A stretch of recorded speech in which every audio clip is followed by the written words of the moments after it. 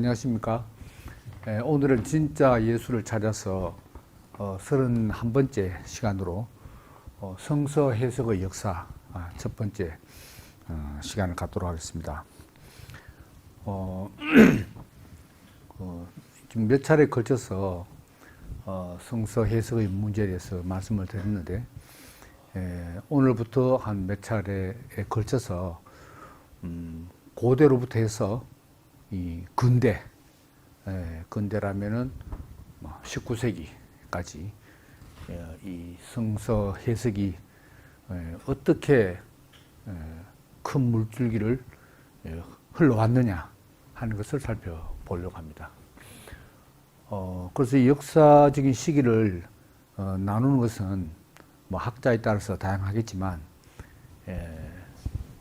일반적으로 전근대, 그 다음에 근대, 탈근대 이렇게 본다면은 이 근대, 이건 이제 근대 사상, 근대 이데올로기, 이걸 모더니즘이라고 하죠. 모더니즘. 탈근대, 근대 이후, 이걸 포스트 모더니즘이라고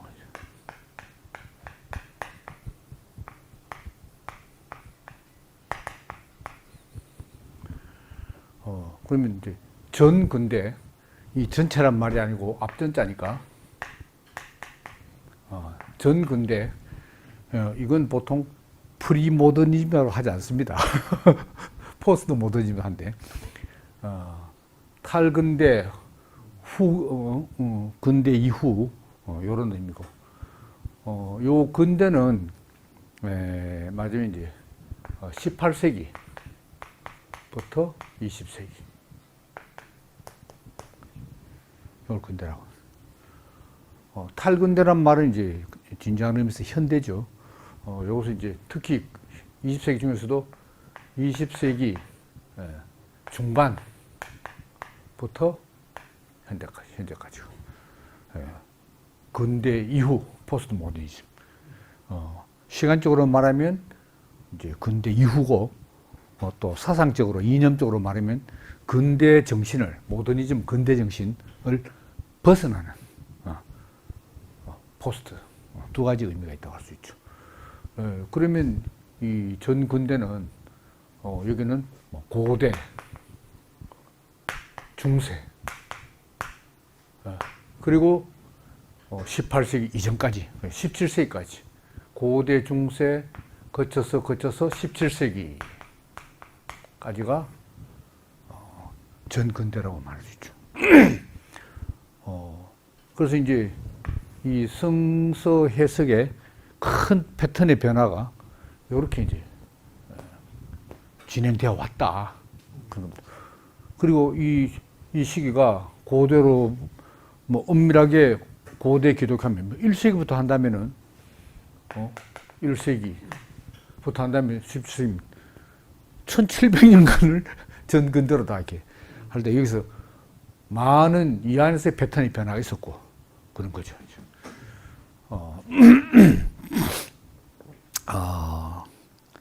그래서 이제 큰 어떤 특징으로 한번 규정한다면은 이 시기는 정경, 물론 정경은 1세기가 아니고 상당 몇 세기 후에 했다면 정경, 다시 말하면 성경이죠.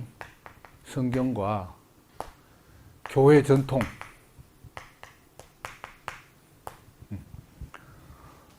교회의 어떤 사회적인 어떤 정치적인 그런 전통을 말하는 게 아니라 교황이 누구냐 이런 전통을 말하는 것이 아니고 바로 이 천재적인 교부들이 성경을 어떻게 이해하고 해석했느냐 하는 그 역사적인 전통, 성서 해석의 전통, 이것을 전통이라고 말하는 겁니다. 성경과 교회 전통. 이 절대적인 권위를 가지고 있었던 시대. 절대적인 권위. 그래서 이런 그 성경과 교회 전통이 이제 어떻게 성립이 되는가, 이걸 이제 본다면은, 제일 처음에 개인이나 공동체가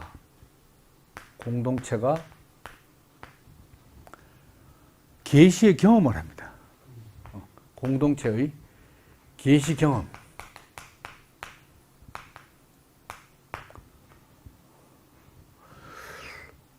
개인적으로 계시를 경험하는 것도 신비한 일이지만, 더더구나 교회라는 공동체에서 단체적으로 계시를 경험하면 이것은 더 훨씬 더 이제 확신이 서게 되는 거죠.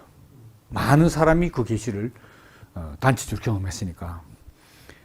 그러면은 이제 이거는 우리의 이 계시의 경험은, 이 하나님 말씀의 이 깨달음은 이게 인간적인 것이 아니다. 하늘로부터 온 것이다 하는 합의가 이루어집니다. 사람에서 난 것이 아니라 공동체의 합의가 이루어집니다.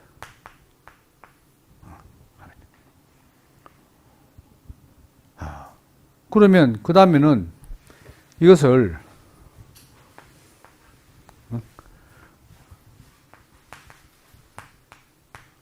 경전으로, 전통으로 공인을 하게 됩니다.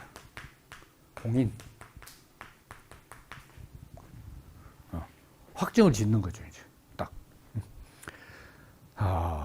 그러면 이제 이렇게, 그러면 이제 성경 구절이 되고, 또 이 교부들의 탁월한 해석이 인정을 받으면, 공인이 되면, 그 다음에는 어떻게 되냐. 이것은 초시간적,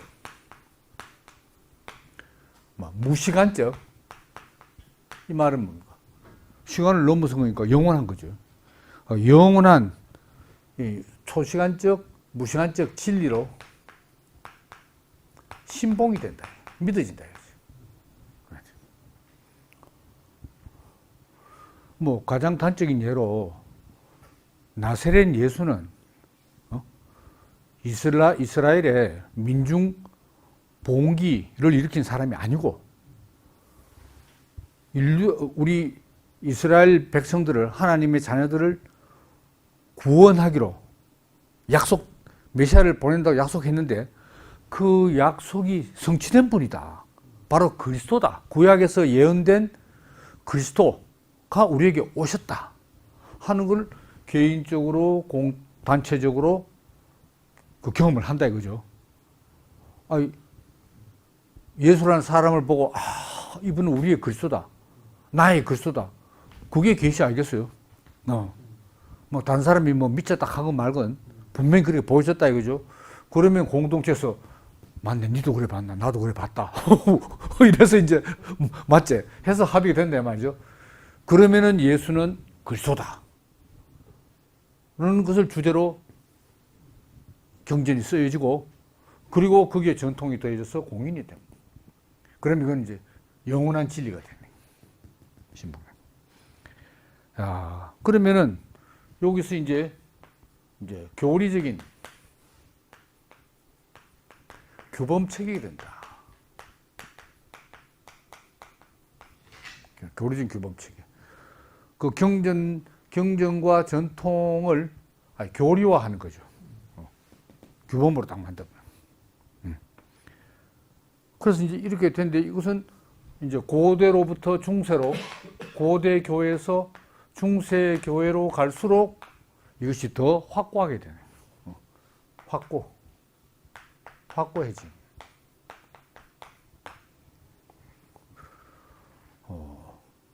이게 이제 요 전근대, 고대부터 중세를 거쳐서 17세기 이르기까지, 소위 말하는 이제 정통적인 기독교의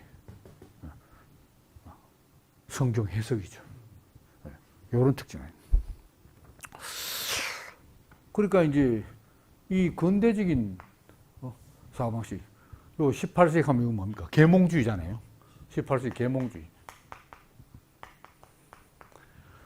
뭐 넓게 보면 계몽주의지만 19세기 와서 계몽주의 정신을 더욱더 이제 그 성경 해석에 더더구나 예수를 역사적으로 해석하려는 역사적 예수 연구, 탐구로 대변되는 이 자유주의, 19세기 자유주의. 19세기.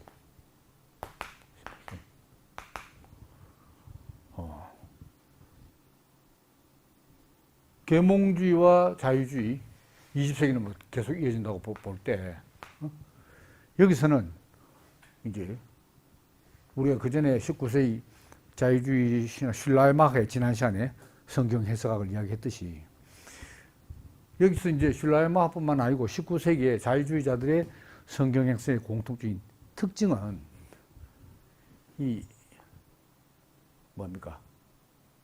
역사성을 강조합니다. 그래서 이제 여기서 역사성을 강조하면서 성경에 대한 역사 비평, 역사적 비평이 나온다 이거죠.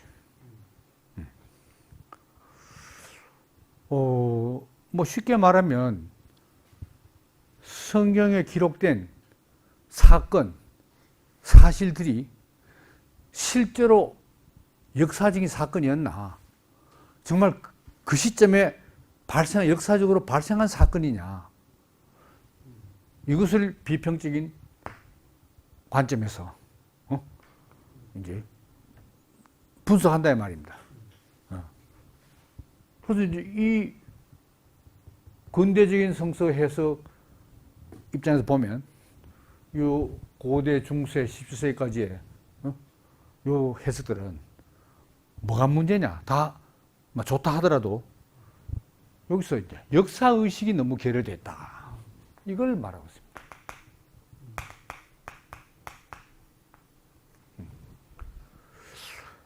또 더 자세히 말하면 아무리 뭐 개인적 공동체적인 계시의 경험이라 하더라도 이거는 구약 성경이든 신약 성경이든 그 어떤 역사적인, 그 당시에 역사적인 특수 상황, 그리고 구체적인, 역사적 구체적인 시점에서 경험된 거 아니냐, 그런 경험을 역사적 현실, 상황, 현실, 여기서 경험된 것인데 왜 이것을 초시간화, 무시간화 해가지고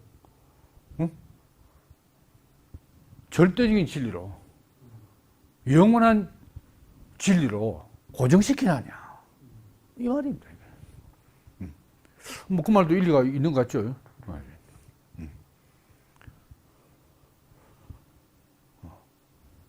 그래서 예를 들어서 뭐 금방 떠오른 생각으로 예배 드릴 때에 바울이 뭐라고 말했습니까? 여자는 머리에 수건을 써라. 그 성경 말씀입니다. 그러니까 우리 이때까지 문자주의적 해석을 보면 성경을 여자는 머리에 수건을 쓰라는 것은 바울이 편지 썼지만은 그거는 바울이 쓴 게 아니고 하나님으로부터 영감을 받아가지고 자기 뜻이 아니고 그게 하나님의 뜻을 옮겨 적은 거죠. 당시에 헬라어로 적었다 이 말입니다. 그럼 바울 이야기가 아니지. 성경의 저자는 하나님이니까. 이렇게 해석하는 게 이제 정근대적인. 예. 그러면 이제 예배를 드리는데 집회에 가서 수건 안 썼다. 그럼 예배 드린 게 아니지. 벌써 들어갈 때 입장할 때부터 하나님 말씀을 거역했는데 그 다음에 뭐가 되겠습니까? 이런 식이다 이거죠, 이제. 역사적 특성을 을 너무 배제했다. 역사의식을 기려. 이걸 비판하는. 요 탈근대, 포스트 모더니즘. 이것이 이제, 이거는 다시 여기에 역사성, 역사 비평인데, 이런 역사 비평이 좀 부족하다. 그래서 역사성을 더욱 강조하게 됩니다. 역사성, 뭐라 해야 돼요? 강조. 오히려 좀 부족하다 이거죠. 그리고 여기서 이제 성서 해석에서 철학적 해석하기 본격적으로 이제 등장하고 이런 관점에서 성서를 해석한 겁니다. 이건 이제 말하자면 이제 아주 20세기 중반부터니까 지금 후반 거의 최근의 이야기죠. 이게. 그래서 이제 지금 우리의 목표가 진짜 예수를 찾았으니까 일단 예수, 기독론 여기에 초점을 맞추고 또 다음 어떤 반드시 확인해야 되지만은 이제 이걸 거쳐서 이쪽으로 한번 나아가 보도록 그렇게 이제 하도록 하겠죠. 하여튼 이런 이제 근데 여기서 이제 역사성하고 그리고 이제 비판적 이성. 계몽주의가 뭡니까? 이성에 대한 무한 신뢰 아닙니까? 그러니까 이제 이 자유주의자들 이제 비판적 이성의 그 능력을 신뢰하고 계시보다 이성. 여기는 말할 것도 없이 이제 계시. 전근대가 계시라면 근대는 이성. 이성을 내서. 근데 이제 탈근대는 자, 이제 계시에 대한 신뢰, 야, 못 믿겠다. 여기 대해서 이제 이성에 대한 신뢰로 바뀌었어요. 근데 이제 쉽게 말하면 이성, 한마디로 말하면 계시의 무한 신뢰에서 이 근대는 모더니즘은 이성에 대한 무한 신뢰인 거예요. 합리성, 과학 정신, 과학의 성과, 이성. 근데 탈근대는 이성도 못 믿겠다. 그러니까 이 두 시기가 이 신뢰의 시대라면 이거는 이제 의혹의 시대가 된 거지. 포스트 모더니즘. 그러니까 믿을 토대가 없다. 계시의 토대, 이성의 토대, 이 토대주의 아닙니까? 펀디멘털리즘, 토대주의. 토대주의. 이 토대주의를 부정하는 거예요.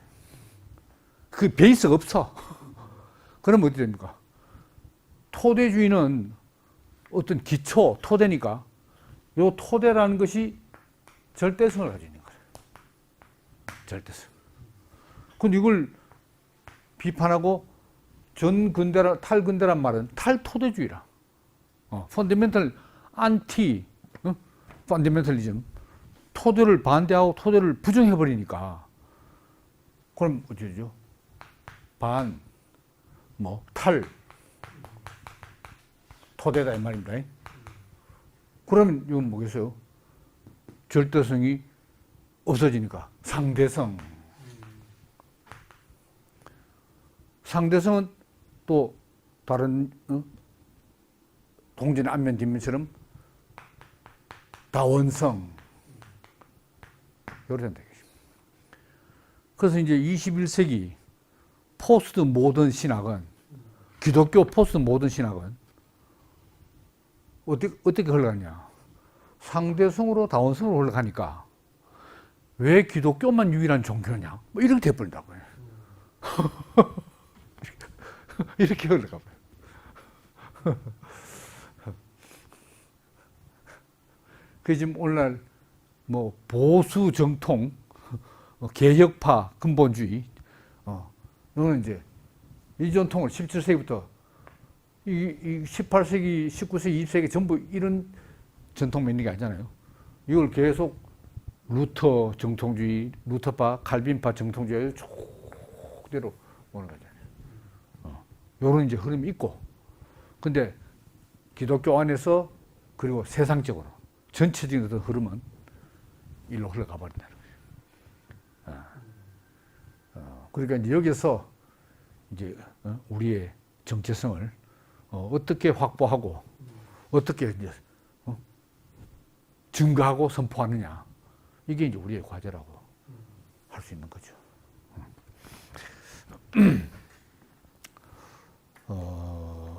그래서 이제 대충 이제 이런 시기 구분을 이제 한 다음에 이제 오늘 보면 이제 요 고대 이제 1세기. 1세기는 그 예수님과 사도들의 시대고, 2세기부터 이제 기독교 교부들의 시대가 되잖아요.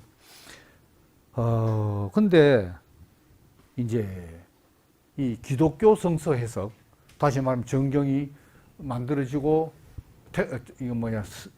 이게 이제 취합되고, 이제 요것만이 이제 성경이다. 구약 39권입니까? 신약 27권. 이렇게 66권이 됐다, 이 말입니다. 근데 특히 신약 성서를 쓴 이제 저자들, 복음서와 서신서들, 이 저자들은 어떤 배경에서 쓰여졌냐 하면은, 이 기독교 성서 해석하기 이전에 유대교 성서 해석하기 있다.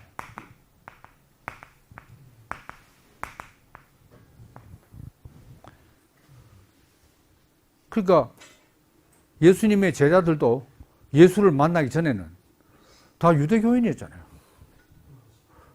어찌 보면 예수님도 클 때까지는 30살 전까지는 맹유대교인이라고 할 수 있죠. 그 속에서 자랐으니까. 공생애를 시작하기 전까지는. 그러니까 그때 벌써 유대교 성서 해석이 있었다, 이 말입니다. 예. 그래서 이것도 이제 엄밀히 나누면 고대 그 유대교 해석학이 있고, 그 다음에 1세기, 예수님 당시에 1세기 당시의 유대교 성서 해석이 있고, 이렇게 이제 나눠볼 수가 있는 거죠. 근데 이 신약 성서, 기독교, 이 기독교보다도 신약 성서 저자들이 신약 성서를 쓰기 전에 어디에서 영향을, 어떤 배경에서, 어떤 영향에서 썼느냐. 유대교 성서학에 영향을 미쳤다는 거지, 이게. 그래서 이제 특히 이제 대표적으로 우리가 바울을 예로 들어보면은, 바울이 구약 성경을 자기 서신서에서 인용한 횟수가 100여 회가, 100회 이상이에요. 100회 이상. 구약 성서 인용한 것이. 그러니까 만약에 아무리 바울이라 하더라도 구약 성서의 배경이 없었다면 예수를 그리스도로 알아봤겠나, 이런 이야기잖아요. 그래서 이제 신약 성서 저자들이 그렇고, 특히 바울이 좀 대표적이라고 할 수 있는데, 바울은 구약 성경을, 구약 성서를 어떻게 해석하냐. 바로 예수 그리스도의 비단에서, 빛으로, 예수 그리스도의 빛을 비춰가지고 구약 성서를 해석하는 거예요. 그리고 또 반대로 바울과 신약 성서 저자들은 예수 그리스도를 어떻게 해석하느냐. 구약 성서의 배경을 가지고, 이해를 가지고 예수를, 그리고 여기 이제 말하자면 해석학적 순환이죠. 해석학적 순환. 예수를 잘 알려면은 구약 성서를 잘 알아야 되고, 구약 성서를 제대로 이해하려면은 예수를 알아야, 경험해야 구약 성서를 이해한다. 그래 되는데, 그러니까 이제 이들이 본 구약 성서와 예수 그리스도의 관계는 무엇이냐 하면, 구약 성서는 메시아의 약속 내지는 예언, 예언이고, 예수 그리스도는 어떻게 되느냐 그러면 바로 약속과 예언의 성취, 이런 관계다. 그죠? 여기 순환이 그럼. 그럼 예수는 누군가? 약속과 예언, 메시아의 약속과 예언을 모르면 그 성취된 사람이 어떻게 합니까? 아니, 메시아 개념이 없는데. 근데, 구약 성경에서 창세기부터 말라기까지 그 메시아를 예언한 그 성취가 바로 우리 앞에 계시는 바로 예수님입니다. 이거 아닙니까? 물론 바울은 뭐 예수를 보지는 못했지만 성취. 그리고 그 예수에 대한 경험과 이해를 가지고 구약 성경을 보니까 이 전부 약속을 하려고 되구나.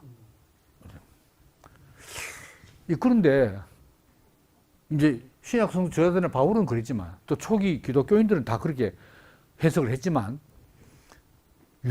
당시의 유대교인들 입장에서 볼 때는 그 귀가 안 막히고 웃긴 이야기 하겠습니까?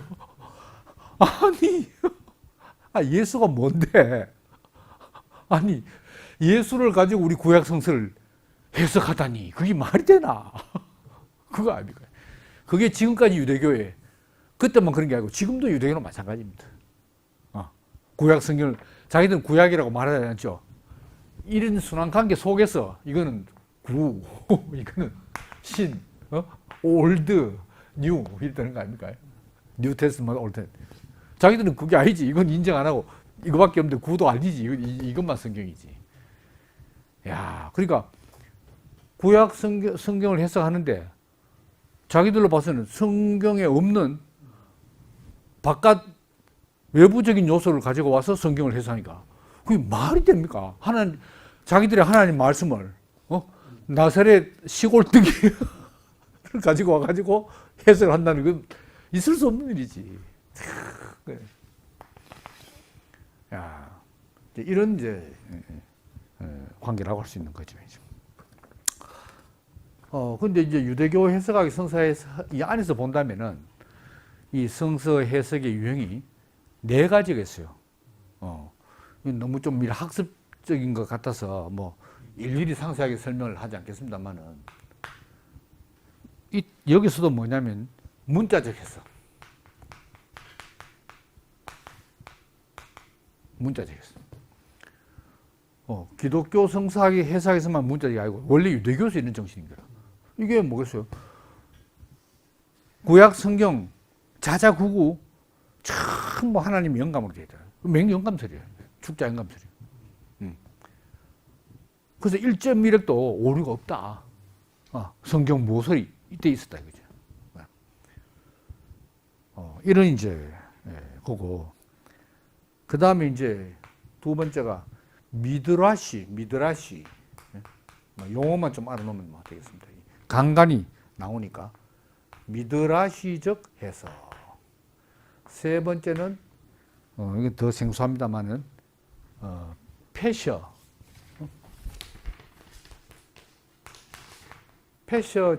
해석. 4번째가 유대교에서도 알레고리적 해석.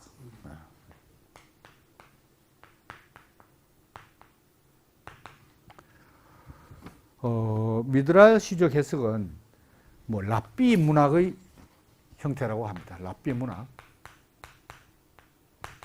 이제 쉽게 말하면 뭐 구약 성경도 왜 그런 사건이 일어났고 구약의 주인공들이 왜 그렇게 행동했는가를 일일이 설명을 안 하잖아요. 근데 사람들이 궁금하거든. 그걸 이제 랍비 문학의 형식을 가지고 이제 해석을 해주는 거라. 여기에 또 2가지 나누면은 미드라시 아가다가 있고, 이런 거 이제 시험 치기 딱 좋은데 우리 시험 안 치니까 할라카가 있고, 요래 나눠집니다. 근데 이제 아가다, 미드라시 중에서도 아가다 해석은 뭐냐면, 예를 들면, 에덴 동산에서 하와가 먹지 말라 한 선악과를 먹으러 갈 때, 왜 아담이 안 말렸노? 뭐 이런데, 사람들이 궁금하잖아요. 그 남편이 돼가지고 좀 말리면 될 건데, 왜 안 말리고 지도 같이 먹었냐? 이런 것을 해석하는 게 이제 스토리텔링이지. 뭐 그게 뭐 계신지 지어낸 이야기인지 모르시나마는 하여튼 아가다. 이제 할라카는 이제 유대 전통에서 기도할 때 그 성경 구절이 적힌 옷을 입는가 봐. 기도할 때. 그럼 그걸 왜 꼭 입어야 되냐? 또 입는 방식은 어떠냐? 이런 설명은 없거든. 그런 걸 다 설명해 주는 게 할라카고 아가다고. 뭐 이렇게 이제 이야기하고. 페르시아어는 이제 쿰난 그 동굴 있는 동굴에서 이게 뭐 생활하는 뭐 수도원 같은 이 공동체, 유대교 공동체 여기에서 이제 근데 이거는 이제 뭐냐면은 성서의 예언들이 전부 우리 시대의 사건들에 이제 적용이 된다 하는 예언을 해석하는 이제 이런 이제 패시죠. 그다음에 알레고리죠. 우리가 이제 기억할 것은 유대교 성서 해석하기도 문자적 해석이 그때도 있었고 당연히 그리고 알레고리적 해석이다. 한 몇 시간 전에 제가 알레고리적 설명을 드릴 때 요 알레고리는 알렉산드리아 학파에서 이집트의 알렉산드리아 요거는 안디옥 학파에서 강하다 그랬잖아요. 기독교 초기 기독교에서. 근데 이제 왜 알레고리적 해석이 나오냐? 이건 이제 풍류적 참 자주 쓰는 말이 아니잖아요. 풍류적 해석이란 말이 좀 어려우면 쉽게 말하면 뭐 비유적 해석이나 거의 비슷하다고 말하면 돼요. 그러니까 성경 구절이 전부 역사적 사실만 기록한 게 아니고 어떤 상징으로 그 말을 썼다. 뭘 상징하는 말이다. 그러면 문자 그대로 해석하면 안 되잖아요. 그게. 뭘 상징하노? 그 상징하는 지시체를 해석해야 되는 거네. 이게 이제 알레고리적 해석이에요. 알레고리적. 요건 이제 왜 알렉산드리아에서 이 알레고리적 해석이 유대 성서에서 강했느냐? 그건 바로 알렉산드리아가 가장 헬라화된 유대인들이 살고, 그러니까 이 사람들이 먼저 기독교 해석하기 전에 벌써 유대 전통에서 알레고리적. 요게 대표자가 누굽니까? 전에 말했듯이 필론. 기원전 25년부터 해가지고 기원 후 50년까지 사는 이게 예수님하고 동시대예요. 예수님 죽기 전에 25년 태어나가지고 이제 십자가에 달린 후에도 계속 살았으니까. 그러니까 동시대 사람 필론. 이 사람이 알레고리적 해석을 주장했죠. 대표자를 필론. 왜 그러니까 성서를 구약 성경을 문자적으로 하면 뭔가 이게 앞뒤 안 맞는 부분이 너무 많은 거라. 소위 말하는 이제 비합리적인 요소 너무 많다는 거지. 그 왜 비합리적이냐? 비유와 상징을 했으니까 그때. 그래서 당시에 그 헬라 문화가 번창한 그 알렉산드리아 도시에서 사람들에게 좀 먹혀들게 전파를 하고 또 설교를 하려면은 좀 합리적인 해석을 해줘야 되는 거야. 그러니까 이렇게 상징적으로 적혀 있지만 사실은 이것의 영적 의미는 이런 것입니다. 라고 합리적으로 해석을 하는데 비중을 두니까 알레고리 해석이. 근데 이 문자적 해석도 기독교 해석에서 어떻게 됩니까? 안디옥. 지금 시리아의 안디오쿠스 옛날에 안디옥. 왜 이 안디옥에서 나왔냐? 여기도 유대인들이 역시 문자적 해석 전통이 강한 거라 여기는. 달리 말하면 그만큼 헬라화가 덜 됐다는 이야기죠. 여기는 헬라화가 많이 된 도시고 알렉산드리아는. 네, 그렇게 볼 수 있습니다. 그래서 이제 아까 해석학적 순환을 이야기했습니다만은 이제 아까 유대인들은 볼 때 야, 이거 기가 막히네. 성경 바깥의 것을 가져와 가지고 우리 성경을 해석한단 말인가? 그럼 이건 약속과 예언이니까 이건 실제가 아니잖아요. 이게 예표밖에 안 되는 거라. 그러니까 엄청나게 기분 나쁘지. 너가 실제 우리는 예표냐? 이랬던. 근데 여기서는 어떻게 사냐? 야, 우리가 이렇게 예수 그리스도로 해석 안 해주마. 너는 어떻게 껍데기만 잡고 있잖아. 실제가 있어야 예표도 의미가 있지. 이래 된다 말입니다. 이게. 그래서 구약은 이 예수 그리스도를 드러내기 위해서 그 진정한 의미가 은폐되어 있고 예수 그리스도가 나타날 때까지 은폐되어 있고 잠재되어 있는 거다. 잠재. 은폐되고. 그러니까 예수 그리스도의 빛으로 쫙 비치니까 은폐된 것이 확 닫았는데.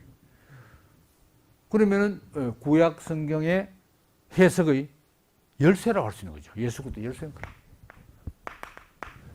예수 그리스도로 딱 열어주지 않으면은 안 열려. 전부 은폐돼가지고. 그러면은 유대교 성서학에서 구약 성경을 두고 뭐 문자적에서 미따라서 폐쇄 알고지 해봐야 예수 그리스도 없으면 다 소용없는 거야. 다 소용. 은폐되고 잠재된 그 의미가 안 밝혀지는데 뭐. 안 그렇습니까? 이제 그런 입장이지. 그럼에도 불구하고 그때부터 지금 2000년 지나도 유대교는 역시 이런 걸 다 가질 때가 있다. 참 종교가 묘해요. 보면은 만약에 과학적인 해석 같으면 벌써 그때 판가름 났지. 무엇이 진리고 무엇이 거짓인가.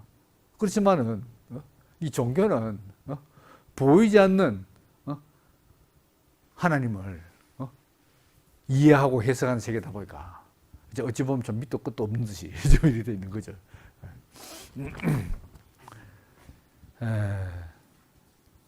그래서 이제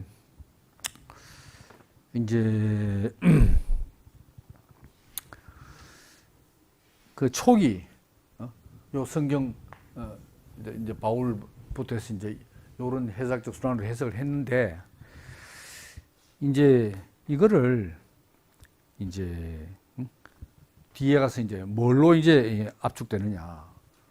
구약 성경과 이제 신약 성서가 이제 딱 나왔으니까 2세기부터 요 관계를 어떻게 이제 보느냐 하는 것이 유형론입니다. 유형론.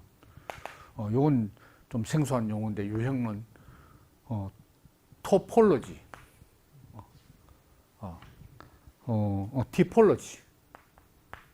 티폴로지. 유형, 이런 유형, 저런 유형 하는 그 티폴로지는 뭡니까?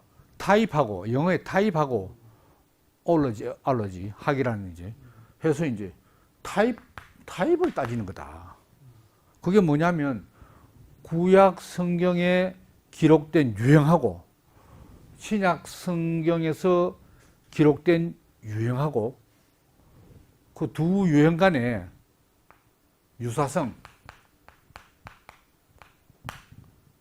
유사성을 비교하는 거지. 같은 유형을 비교하는 겁니다.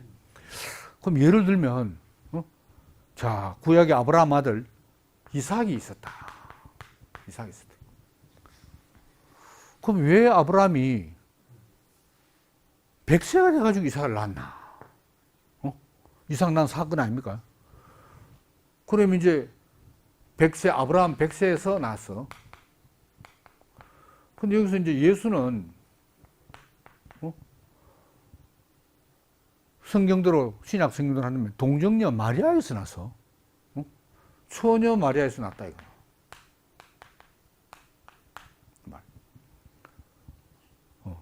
그러면 야 사람이 100세 아들 어떻게 낳노? 아내 사라는 90세고 90세 할머니가 어떻게 아들 낳나? 불가능한 데서 낳았다가 아닌가? 그럼 처녀에서 어떻게 낳나? 이게 유행이 비슷하잖아요. 그러면 요 이삭은 아까 말한 대로 이제 그 진정한 의미가 은폐되어 있고 잠재되어 있는 거지. 근데 예수가 딱 등장하면서 이거는 이때까지 역사상 인간에서 인간적으로 나올 수 없는 인물이다. 하늘부터 왔다. 요순이 딱 예표와 실제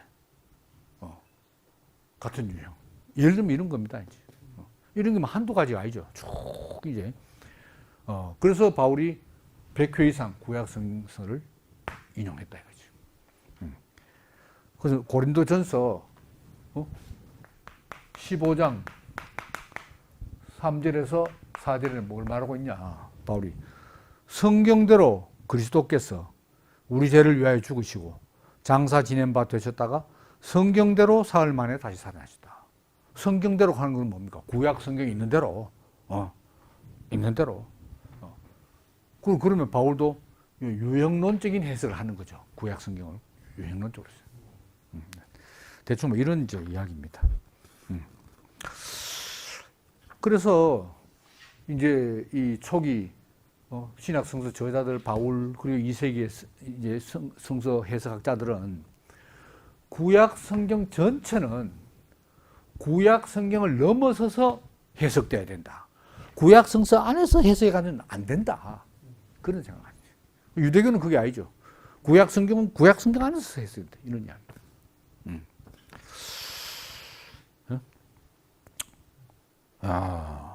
왜 그런가? 구약 성경은 전부 예수 그리스도 오심에 대한 예언이고 그 비슷한 유형을 보여주고 있는 거다. 이런 이야기입니다. 자, 이 대목에서 뭐 보통 일반 책에는 연구성이 없는 이야기입니다만은, 그러면은 자 구약 성경 밖에서 봐야 된다. 그죠? 그러면 신약 성경은 뭐 되나? 신약 성경도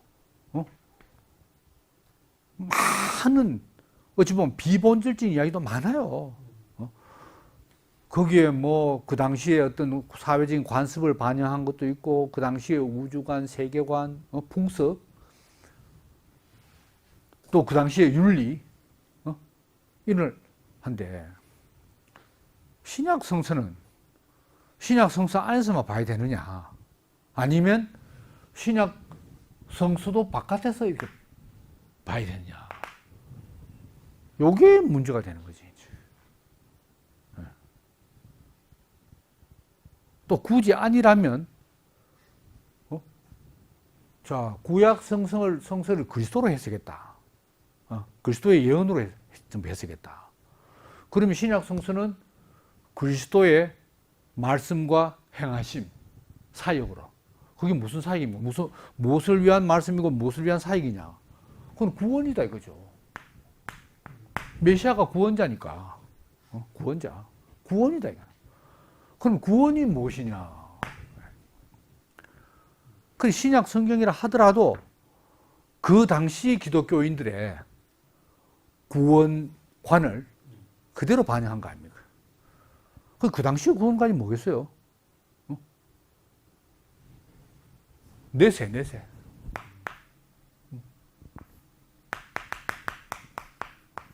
내세가 있다.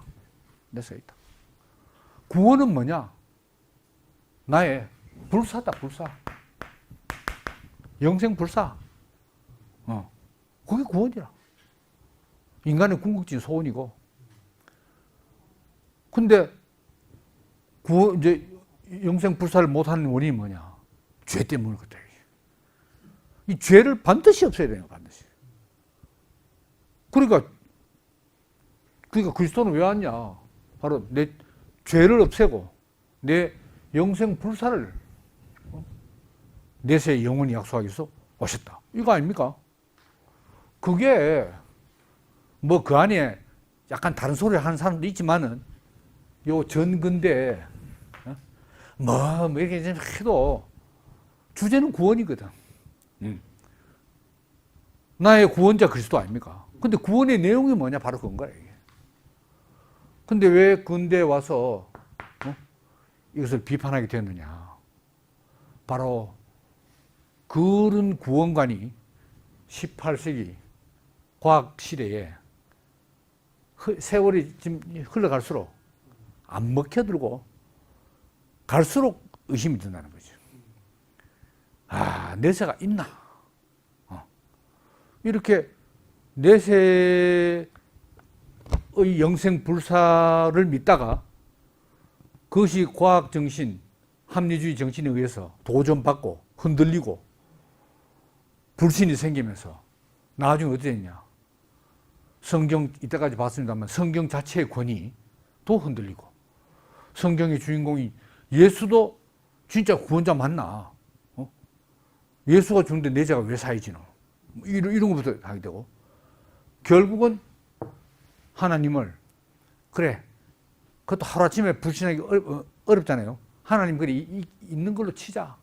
그렇지만 이신론 처음에 우주를 창조하고 그 다음부터는 하나님이 뭐 쪼잔하게 타치 안 한다. 그건 이제 왜 자연의 질서라는 법칙을 만들어 놨으니까 그대로 운행한다 이거지. 이제 손 띄고 그냥 이 우주 운행 질서의 제일 원인 그 철학적 신 아닙니까? 철학적 신, 이성적 신, 이신론. 그래. 이렇단다 이거죠. 야, 근데 20세기 후반, 21세기 와서 그 이성도 못 믿겠다. 이러니까 이 상대성, 다원성이란 것은 표면적으로 생각하면, 뭐 쉽게 생각하면, 뭐 개방성. 얼마나 개방적이에요. 여기는 뭐 독단, 폐쇄, 하다가 개방. 모든 사람하고 다 소통하고, 뭐 믿거나 안 믿거나, 뭐 저걸 믿거나 이걸 믿거나, 뭐 딴 걸 믿거나, 뭐 그래. 우리 다 인간 아니냐 해서 하지만 이게 대단히 혼란해요. 혼란 그 자체지. 카오스. 뭘 이야기해도 오늘 계획이 없이 이렇게 많이 새끼로 나갔습니다만은. 그러니까 이 신약 성서를 성서 바깥에서 볼 수 있는 가능성은 없냐. 그거죠. 또 바깥이 좀 너무한가 이거 한다면 자 그러면 구약도 예수 그리스도의 그대로 해석한데 신약은 물론이죠.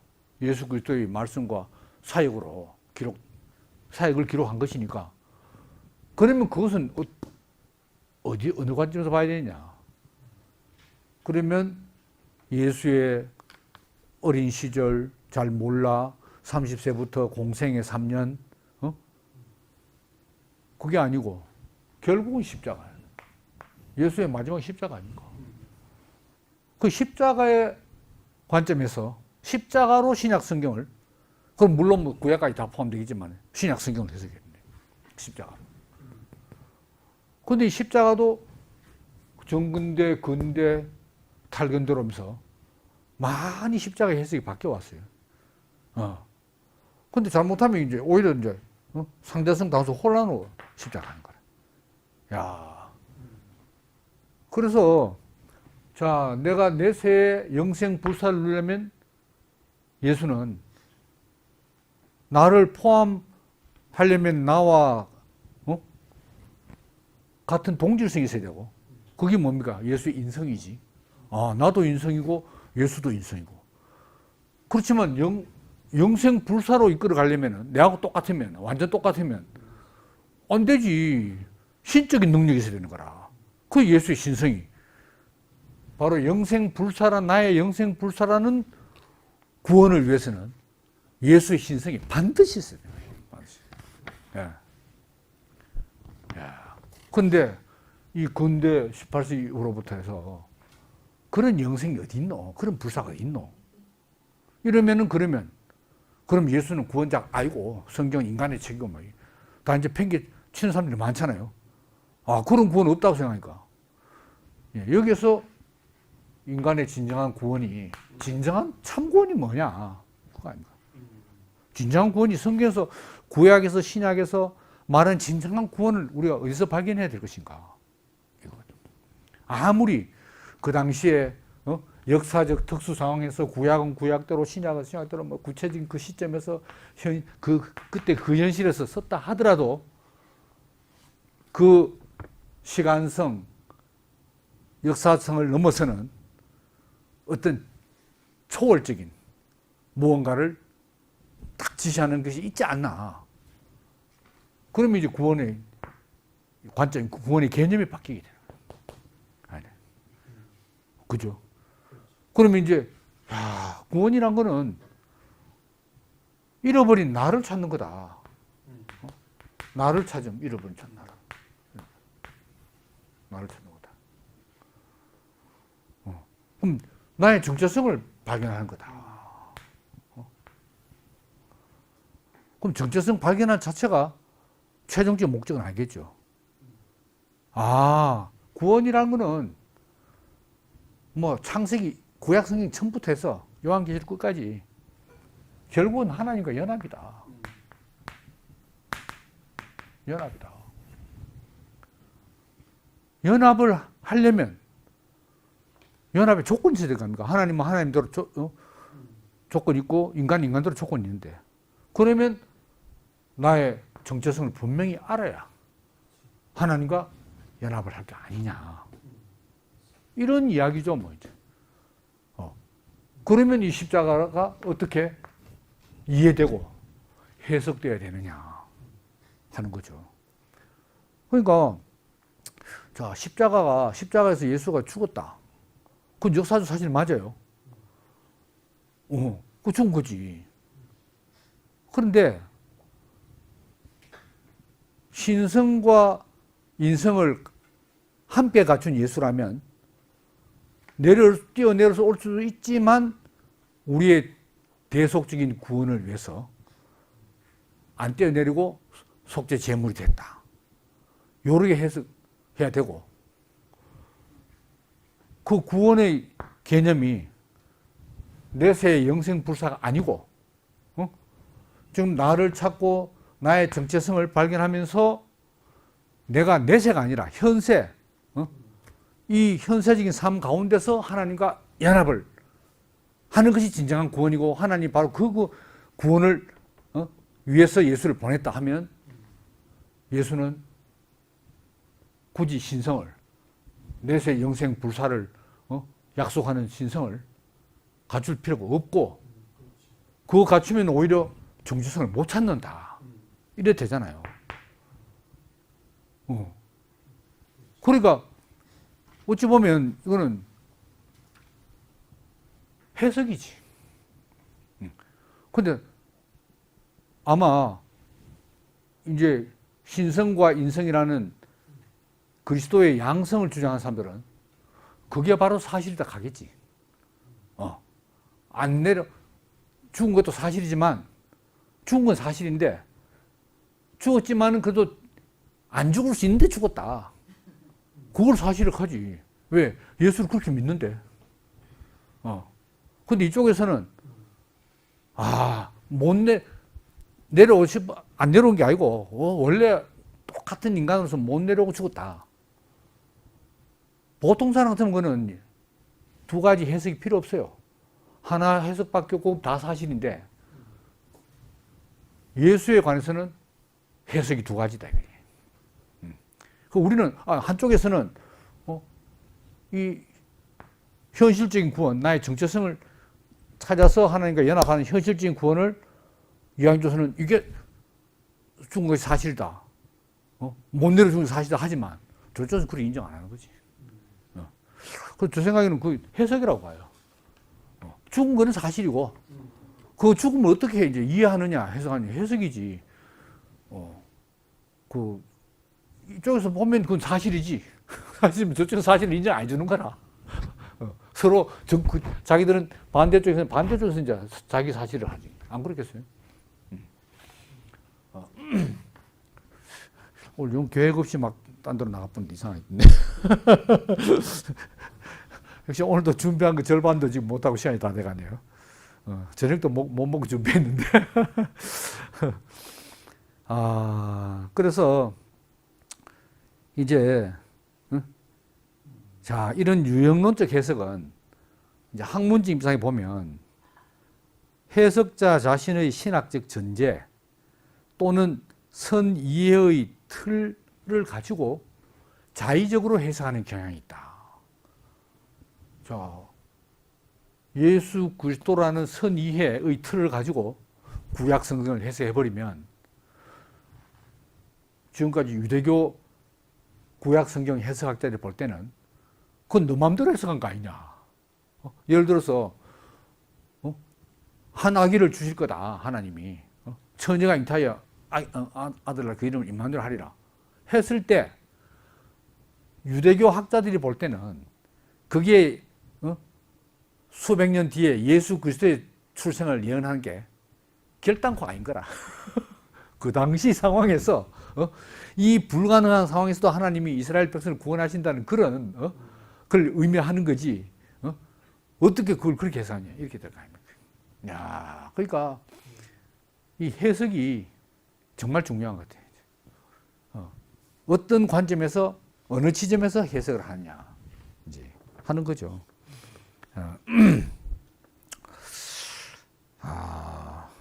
그래서 구약의 그 많은 성경 구절 가운데서 이제 예수의 제자들은 다 예수 그리스도에 초점 맞춰서 해야 돼요. 그럼 아까 제가 말한 신약 성서를 그럼 이제 29권의 신약 성서를 해석할 때 그럼 그 많은 내용들을 어느 관점에서 해석했냐? 물론 예수 그리스도의 관점에서 해석하는데 예수 그리스도가 어떤 예수 그리스도냐? 거기에 보면 자 그럼 이제 말하자면 영지주의자들은 어떻게 했습니까? 영지주의자들은 신이 인간의 모습으로 변장해 온 거라. 가연설 아닙니까? 인간의 모습으로 몸 육체적인 것처럼 가연했지 인간이 아닌 거라. 예수 그리스도의 관점으로 보는데 그 예수를 어떻게 해석하냐 그게 문제지. 영주의. 순전히 이제 이건 하나님 자신이다 이거거든요. 변장해 왔으니까. 그 다음에 삼위일체 그리고 정통이라고 하고 전통적인 기독론은 참 하나님이면서 참 하나입니다. 요렇게 이제 보는데 이 아까 알렉산드리아하고 안디옥 학파 그 대비했습니다만은 알렉산드리아 쪽에서는 예수 양성을 말하면서 신성을 강조하고 안디옥에서는 양성을 말하자면 인성을 강조하고 그러니까 아리우스가 예수는 순전한 인간이다 한 건 아닙니다. 다 그 인성을 강조하고 그게 전통이야 쭉 그냥 신성 인성 중에 인성을 강조. 요즘 신성을 강조하고. 그리고 마지막으로 칼케돈 종교회의에서 참 하나님에서 참 사람이다 할 때는 그 양쪽을 사실은 이게 타협했달까요? 절충해서 딱 기독론이에요. 그럼 딱 중간이잖아요. 그래 참 하나님이다. 그렇죠 참 인간이다. 이거 딱. 어찌 보면 매우 정치적인 해법이 아닌가 이렇게 생각이 되는 거죠. 근데 예수는 순전히 인간이다. 그러면 문제는 이 자유주의 신학자들 그렇잖아요. 자유주의 신학자들이 신성 이 삼위일체 양성 기독론은 전부 원래 기독교가 고대 기독교가 헬라화, 히라화 되면서 나온 결과물이다. 이렇게 말하고 대표자가 하르나가 아닙니까? 하르나 나중에 나오겠습니다만 하르나이 그렇게 말했다 이거죠. 근데 그렇게 인간 예수를 말해버리니까 그럼 인간 예수가 어떻게 구원자가 되냐 이게 문제인 거야. 구원자가 어떻게 되노? 똑같은 인간인데 어떻게 나를 구원할 수 있노? 이때도 바로 그 구원의 개념이 역시 내세 영생 불사니까 그게 안 되는 거예요. 그러면 인간 예수는 이제 구원자는 구원자 개념이 없어져 버려. 그러니까 그리스도 없어지니까 역사적 예수를 찾는 거지. 역사적 예수를 찾고 역사적 예수를 찾으니까 여러 유형의 해석이 있지만 결국 우리를 추앙할 만한, 본받을 만한 도덕적인 모범이다. 이게 주된 예수의 역사적 예수 해석 아닙니까? 근데 문제는 이 구원의 개념이 아까 말한 대로 진정한 나를 찾고 정체성을 발견하면서 하나님께 실제적인, 현실적인, 현재적인 연합이라고 딱 알게 되면 그걸 위해서는 예수가 순전한 인간이어야 된다. 인간 중에서도 인간이어야 한다. 하는 그거 아닙니까? 요런 이제, 그런 것 같아요.